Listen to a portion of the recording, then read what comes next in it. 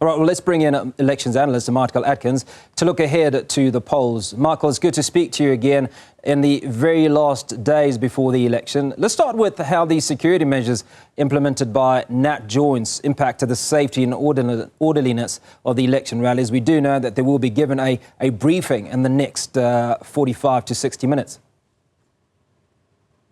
Yes, correct. Good afternoon.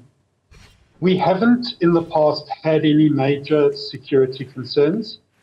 Obviously, in this election, tensions are a little raised, so it is important, but the indications we have so far are that the authorities have been proactive, and that briefing will certainly, I think, go a long way to help us understand what preparations are being made.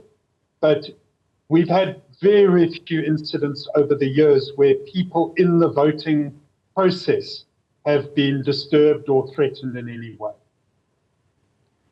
Now, in the last few years, particularly when it came to local government elections, there have been a number of deaths that have been linked closely. In fact, some of them have been assassinations have been linked closely to political violence.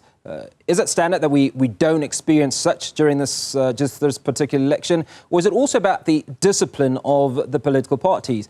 Ironically, this is likely to be the hardest fought election with the greatest amount to lose. But when you look at issues around political violence, they've almost been at a very minimum. Well, you're correct. The assassinations you speak of, it even happened in my own ward in the local government elections. But that's the point. They have tended to be around local government elections and often around internal party politicking or jostling for power. Typically, we have not seen it in national and provincial elections. And you're correct. Other than very minor incidents in this election, there have been very few sort of public disturbances up to this point. Now, how are the different political parties addressing the issues of unemployment, energy crisis, water shortages in their campaigns? Because the problems that are bedeviling local voters are identical, but it's potentially the solutions that are being proffered by the various political parties that may differ. Well, I'm not in a good position to comment about the particulars of the party campaigns. What we are seeing is quite a lot of very definite promises. And just as an ordinary citizen, I look at some of the promises with a degree of skepticism, from some of the parties that this problem will be solved and that problem will be solved. And I think as just ordinary citizens, we need to look at the quality of the promises and the details of how particular parties say those promises will be fulfilled. We don't expect the next 5 years to be particularly smooth sailing or easy, regardless of who is in power. So that is quite a difficult question to answer clearly. Well, let me ask you potentially another difficult question, and that's around the implications of the Constitutional Court's decision to bar former President Jacob Zuma from the elections. How do you see that playing out? Well, the first point is on the logistics and the running of the election, the ballot papers and everything else, there is no direct consequence. Nothing goes wrong, nothing changed with the Court reversing the electoral court's decision. So that is the first thing. Mr. Zuma's face is still on the ballot paper for the MK party as the designated leader of the party. What was good about the court case is that the voters go into the election knowing what the true picture is. It would have been unfortunate. Section 19 of the Constitution gives us the right to make political choices. And the court has previously said that access to information is part of that. So it is a good thing that the electorate knows what the picture is, that Mr. Zuma is the face of the party, but he himself will not go to Parliament and would not be eligible to be a member of Parliament until 2027. I want to talk a little bit about voter turnout in this upcoming election. What are some of the factors that will influence voter turnout, particularly where we look at the very first voters, rather, that are voting for the very first time? Well, the first-time registrations, there are an encouraging number of new registrations, but not a remarkable or strange number. So the younger voters are still underrepresented naturally in terms of the overall voters' roll.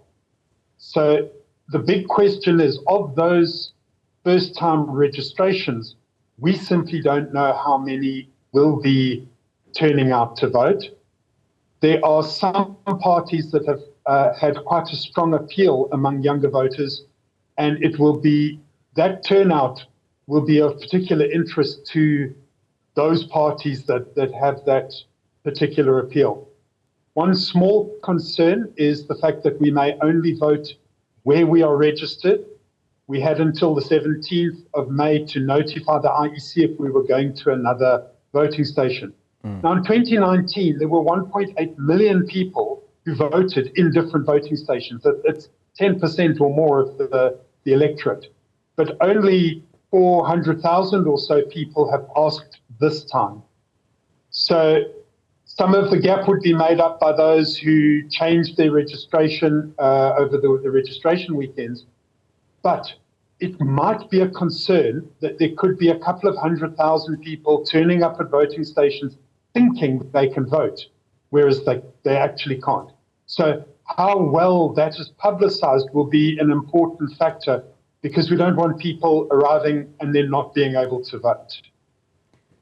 Well, the issue you raised, Michael, I think is likely to affect, by and large, those students that are in universities and other tertiary institutions, because not many of them are in institutions in their own locales, so to speak.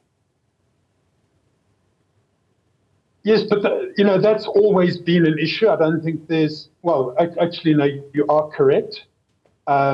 We don't know the numbers involved, and unfortunately, we don't have any data about students changing their registration or how many of those who applied to vote in different voting stations are students. So yes, to my mind, that is an open question. It is, however, it has always been the case with local government elections, so it's not an entirely new phenomenon. And finally, your thoughts around how trade unions and civil society organisations might impact voter turnout in this election? Well, my perception, but again, those of you in the media might have a different take or a different perspective on this, is that civil society bodies have definitely been very active in promoting voting, promoting conversations around voting. So we hope, and let's say certainly on social media, there has been a strong presence of a number of different groups encouraging the voting process. So we are hoping that this has a positive outcome. The higher the voter turnout, aside from what the statisticians say, the higher the voter turnout, the greater the legitimacy of the election and of the outcomes that are declared. So again, it's an intangible, but the signs are positive so far. Michael Atkins, appreciate your time, political analyst. Hopefully the next time we have this conversation will be, in fact, it will most likely be after the elections, as we take a look at those results.